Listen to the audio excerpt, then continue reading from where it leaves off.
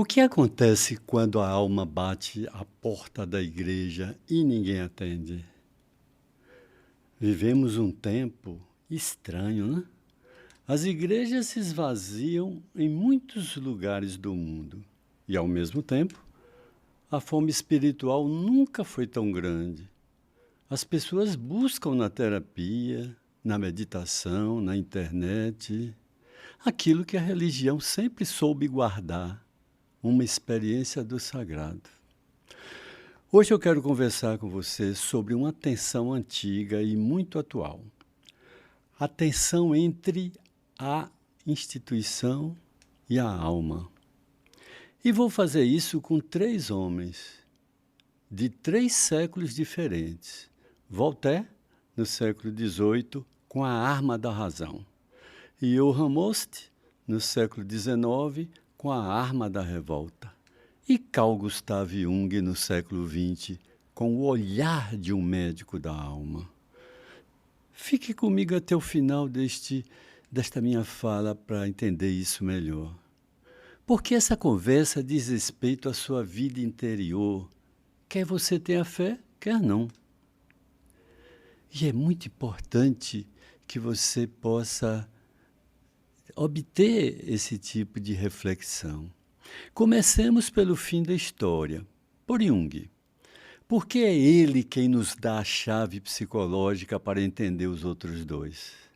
Ao contrário do que muita gente imagina, Jung não era um inimigo da religião. Muito pelo contrário, em textos como Psicologia e Religião, que inclusive é uma disciplina do nosso curso de pós-graduação, ele diz algo surpreendente, que as religiões são sistemas psicoterapêuticos, talvez os mais antigos da humanidade. Pense comigo, durante milênios, onde o ser humano levava sua culpa, seu medo e seu luto? Levava ao rito, à confissão, à oração, ao símbolo. A religião oferecia uma linguagem para as dores mais profundas da alma, muito antes de existir qualquer consultório.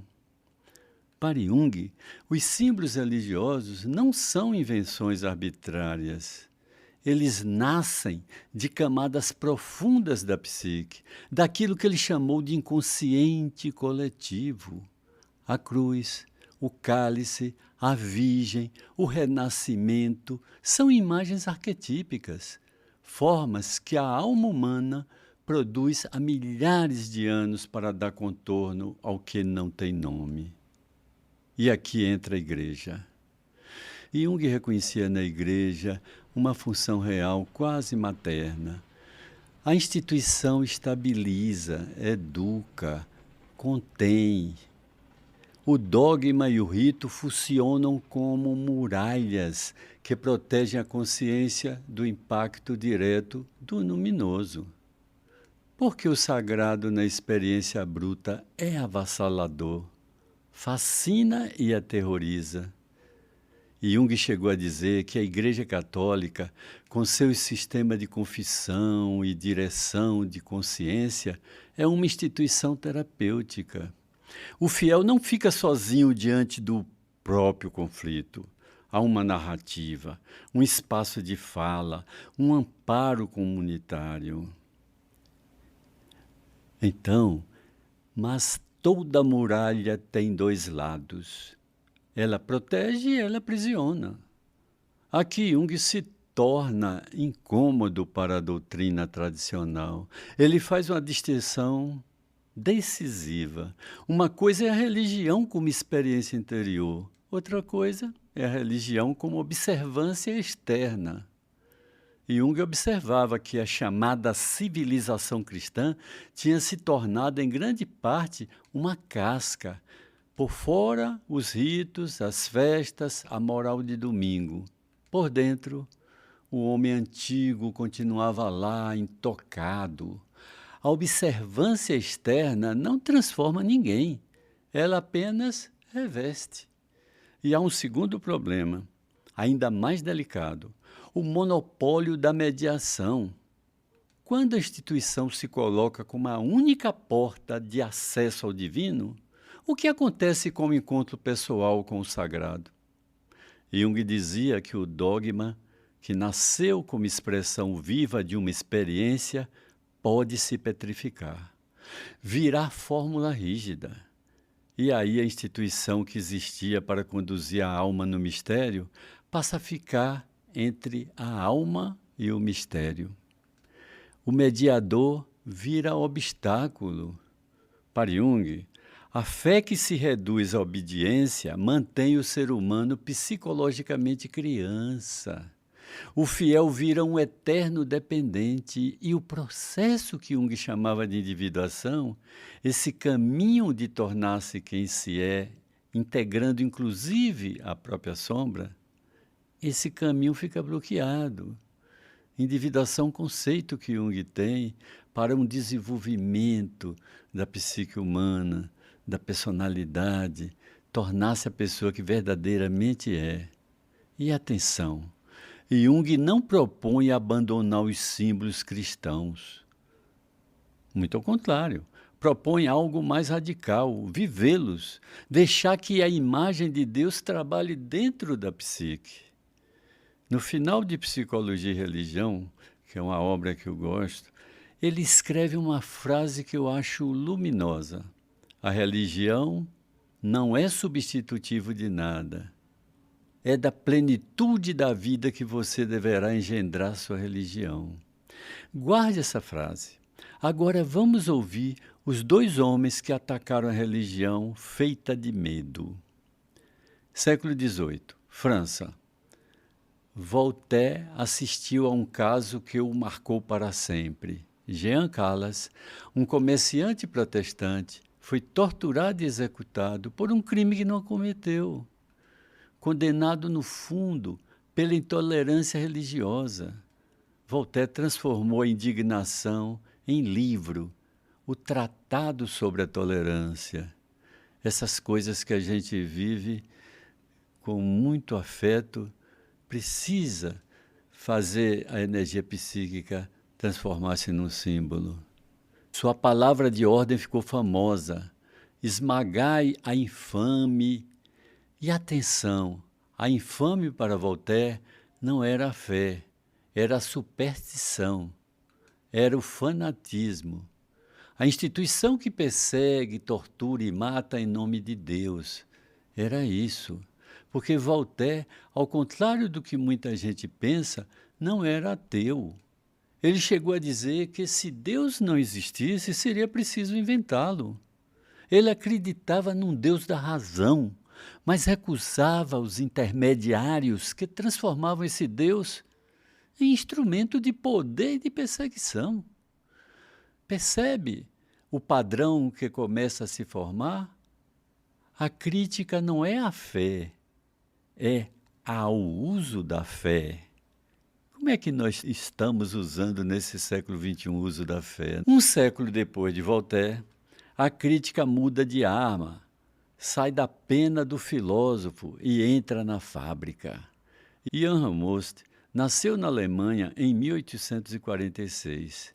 Ele era filho ilegítimo, marcado por uma deformidade no rosto depois de uma cirurgia mal sucedida, mal feita, rejeitado, explorado desde menino como aprendiz de encanador. Ele ouvia sermões sobre um Deus de amor, enquanto vivia num mundo que só lhe mostrava crueldade. Essa virida virou pensamento, e Most se tornou uma das vozes mais radicais do movimento anarquista. Ele cunhou uma frase de impacto brutal: Deus está morto, o diabo assumiu os negócios. Repare, não é uma tese metafísica, é um diagnóstico social. Deus está morto significa que a ética cristã deixou de ter qualquer peso real nas decisões de quem manda. E o diabo aqui não é uma entidade, é a personificação da indiferença, da lógica fria que trata o sofrimento humano como custo operacional. No seu panfleto mais famoso, A Peste Religiosa, ele acusa a igreja de ser sócia do capital vendia paciência e resignação aos pobres, em troca da proteção do próprio patrimônio. E ele aponta algo fascinante: a seletividade na leitura da Bíblia.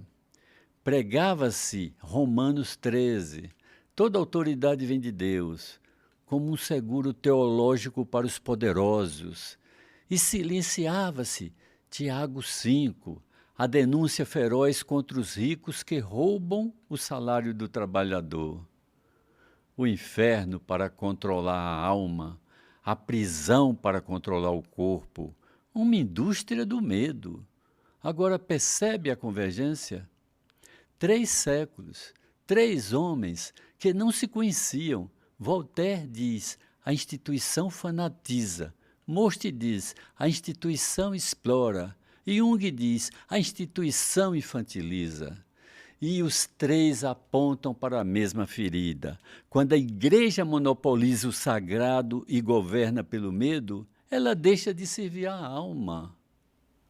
Por que isso importa hoje?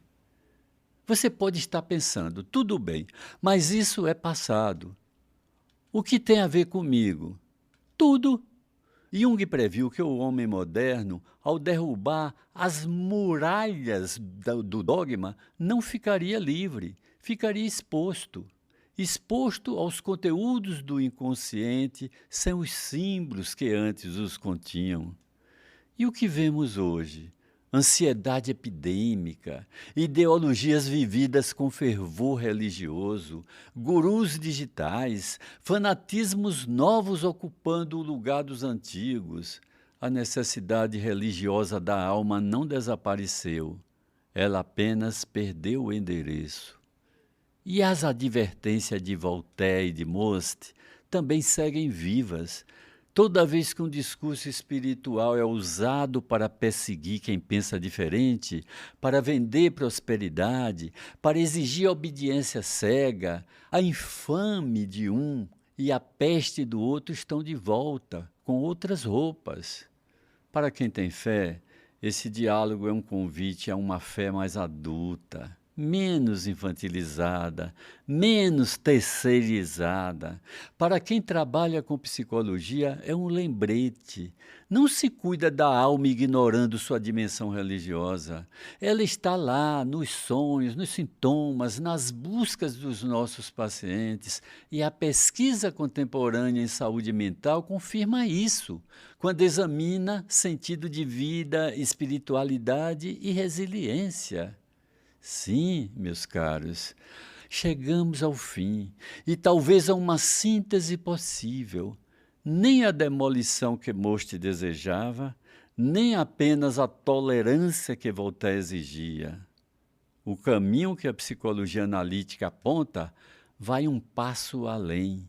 Assumir a responsabilidade pela própria vida interior. Deixar que os símbolos, sim, os símbolos, inclusive os símbolos cristãos, voltem a falar de dentro e não apenas de fora. Quem estuda a psicologia junguiana sabe muito bem a importância dos símbolos. Viver a vida considerando os símbolos. A vida se transforma. A instituição pode ser abrigo, escola, memória viva de uma tradição, mas ela não pode viver a sua experiência por você. O encontro com o sagrado, esse é intransferível. É da plenitude da vida que nasce a religião verdadeira. Não do medo, não do hábito, da plenitude. E você, como vive essa tensão entre a sua alma e as instituições da sua vida? Deixe nos comentários, eu leio cada um. Se este vídeo tocou algo em você, compartilhe com alguém que está nessa busca. Inscreva-se no canal e até o próximo encontro.